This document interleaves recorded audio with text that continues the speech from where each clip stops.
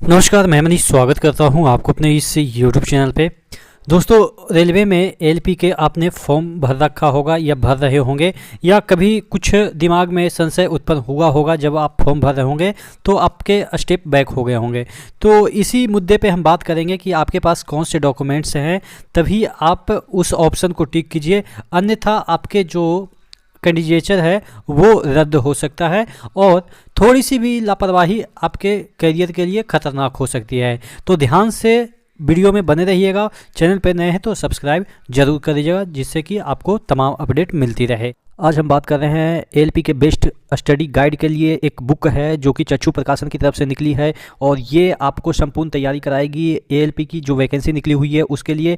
Mathematics, general science, general intelligence यानी कि reasoning और जनरल अवेयरनेस और करेंट अफेयर्स, ये सभी इसमें कवर किए गए हैं इस गाइड में। तो आप इस तरह से देख सकते हैं कि बुक कैसा इसका दिखता है। यहाँ पे आपके जो पैटर्न है परीक्षा के वो भी बताए गए हैं। उसके बाद विषय सूची की हम बात कर लेते हैं तो सॉल्व पेपर जो है प्रीवियस ईयर के वो इसमें इंक्लूड किए गए हैं। उसके बाद यहाँ पे रीजनिंग के जो भी चैप्टर हैं सभी को इंक्लूड किया गया है। सामान्य ज्ञान हो गया, उसके बाद यहाँ पे सामान्य विज्ञान यानी कि जनरल साइंस के क्वेश्चन जो कि आपके पूछे जाते हैं, एलिमेंट्री फिजिक्स के क्वेश्चन, केमिस्ट्री के, बायोलॉजी के क्वेश्चन जो कि आपके पूछे जाते हैं, सभी इसमें लिए गए हैं। और यहाँ पे मैथमेटिक्स के जितने भी चैप्टर है सभी को अच्छे तरीके से समझाया गया है। आपको प्रीवियस ईयर के जो क्वेश्चन है वो आपको दिख जाएंगे। डिटेल सोल्यूशन भी इसमें दे रखा है। गाइड के थ्रू आप अपनी जो तैयारी है उसको मजबूत बना सकते हैं। स्टडी गाइड के साथ अगर आप प्रैक्टिस सेट भी लगाना चाहते हैं तो चक्षु प्रकाशन का ही एक जो प्रैक्टिस सेट है उसको भी आप परचेज कर सकते हैं। तो नीचे डिस्क्रिप्शन बॉक्स में इसका लिंक दिया हुआ है, वहां से जाके दोनों बुक को परचेज कर सकते हैं।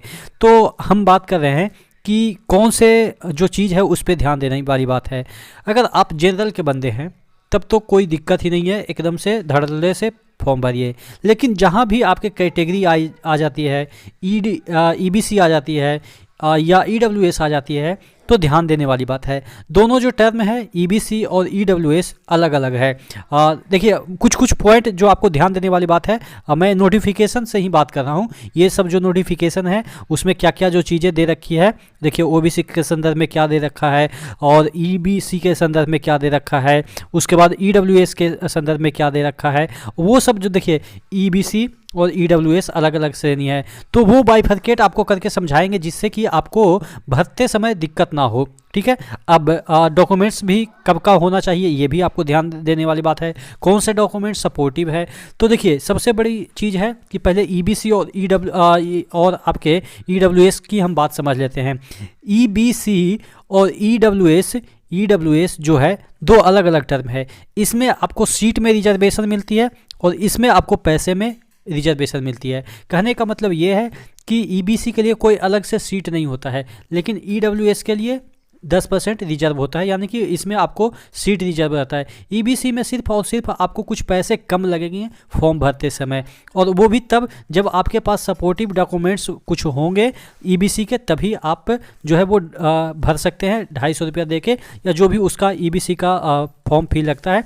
बहुत सारे बच्चे पिछली बार क्या किए थे कि फॉर्म तो उन्होंने ईबीसी का भर दिया था, लेकिन ईबीसी उनके पास सर्टिफिकेट नहीं था, ना ही बीपीएल कार्ड था, ना ही कोई इज्जत एमएसटी रेलवे द्वारा जारी कोई ऐसा डॉक्यूमेंट था, तो जिसकी वजह से वो ईबीसी के थ्रू एग्ज़ाम तो क्लियर कर लिए, लेकिन जब उनका कोई भी डॉक्यूमेंट्स नहीं मिला तो उनका, हालांकि कैंडिडेचर यहाँ पे देखिएगा, यहाँ पे लिखा हुआ है उन सभी अस्वीकार कर दिया जाएगा। देखिएगा सभी ईबीसी उम्मीदवार जो रियायती शुल्क चाहते हैं उन्हें ऑनलाइन आवेदन में वैध ईबीसी प्रमाण पत्र या जो भी इसके डॉक्यूमेंट्स है वो यहाँ पे जमा करना होगा आपके डीबी के समय, अन्यथा उनकी जो उम्मीदवारी है, यहाँ पे देखिएगा उम्मीदवारी है वो अस्वीकार कर दी जाएगी। हालांकि यहाँ पे बोल्ड लेटर में लिखा गया है, रफ वर्ड में लिखा गया है। रफ का मतलब ये कि आप कितना भी नंबर लाएं आपकी उम्मीदवारी अस्वीकार कर दी जाएगी, लेकिन कंसीडर कर लिया जाता है जनरल में अगर नंबर ज़्यादा हो तो। लेकिन अगर वो नहीं कंसीडर करते हैं आपको जनरल में, तो आप मान के चलो कि आप केस भी नहीं कर सकते हैं, क्योंकि इन्होंने बोल्ड लेटर में कर दे रखा है कि अगर आप फीस बचाना चाहते हैं तो आपको डॉक्यूमेंट्स वहाँ पे शो करना ही पड़ेगा। ठीक है। तो ध्यान देने वाली बात है कि 200-250 के लिए हम क्यों रिस्क लें, हम जनरल से ही भर देते हैं, क्योंकि आरक्षण तो मिलना नहीं है, सिर्फ पैसे का 200-250 की बात है।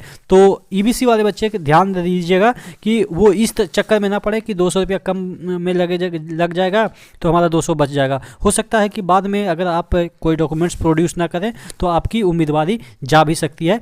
ठीक है, तो इस बात को ध्यान रखिएगा। उसके बाद फिर अब आ जाते हैं ईबीसी, तो क्लियर हो गया।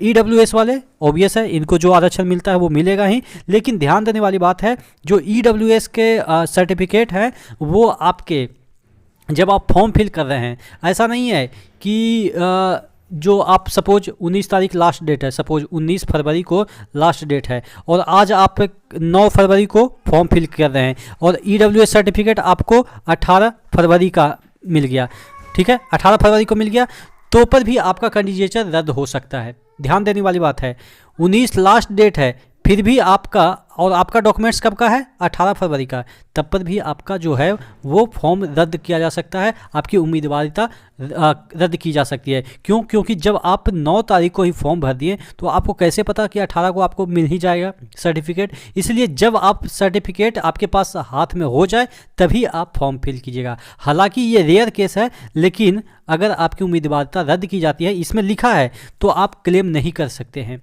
चूँकि लास्ट डेट आपके 19 है, फिर भी आपका जब फॉर्म फिल कर रहे हैं उससे पहले आपके हाथ में सर्टिफिकेट होना चाहिए। ध्यान में आ गया होगा आपका बात कि हम बोल क्या रहे हैं। ये वाला ध्यान में नहीं रखना है कि 19 तारीख तक का डॉक्यूमेंट्स चाहिए, ये ध्यान में रखना है कि जब आप फॉर्म भर रहे हैं उस तारीख तक आपके हाथ में जो है वो डॉक्यूमेंट्स आपके हाथ में होना चाहिए। आप कहेंगे कि सर हम तो 9 को भर देंगे, रेलवे को थोड़े पता चलेगा। भाई इतना तो पता ही होगा कि रेलवे को पता चल जाएगा कि आपने फॉर्म कम भरा है, ठीक है। तो ध्यान देने वाली बात है कि आपके जितने भी डॉक्यूमेंट्स हैं जब तक आप फॉर्म फिल कर रहे हैं उस तारीख तक आपके हाथ में हो जाना चाहिए, ठीक है। तो आशा करते हैं बाकी सब चीज़ें आपको समझ में आ गई होगी और बाकी कोई दिक्कत नहीं है। अच्छा, कुछ और भी क्वेरी आपके आते हैं कि सर 10th में कुछ नाम वगैरह में दिक्कत है या फादर्स नेम में कोई दिक्कत है, तो क्या उस संदर्भ में कोई उम्मीदवारिता रद्द की जाती है? तो मैं आपको गारंटी देता हूं कि ये सब चीज़ें मायने नहीं रखता है कि आपके फादर्स नेम में 2 स्पेलिंग छूटा हुआ है या आपके नेम में 2 स्पेलिंग छूटा हुआ है। कहीं से भी आपके कोई भी एक डॉक्यूमेंट आपके सपोर्ट में रहता है, आधार कार्ड हो या पैन कार्ड हो या कोई भी डॉक्यूमेंट्स, जिससे कि आप जेन्युइन बंदे साबित हो जाते हैं, तो वही सफिशिएंट है आपके लिए, ठीक है। तो आशा करते हैं चीज़ें समझ में आई होगी। हाँ, आपके सर्टिफिकेट जितने हैं, यानी कि जो आपके ये कह सकते हैं कैटेगरी वाइज जो सर्टिफिकेट है वो ठीक होनी चाहिए। बाकी आपके एजुकेशनल सर्टिफिकेट में कुछ अंतर होती है तो वो मायने आपके नहीं रहते हैं, ठीक है। तो आशा करते हैं चीज़ें समझ में आई होगी। नेक्स्ट वीडियो में कोई और अपडेट के साथ मिलते हैं, तब तक के लिए जय हिंद।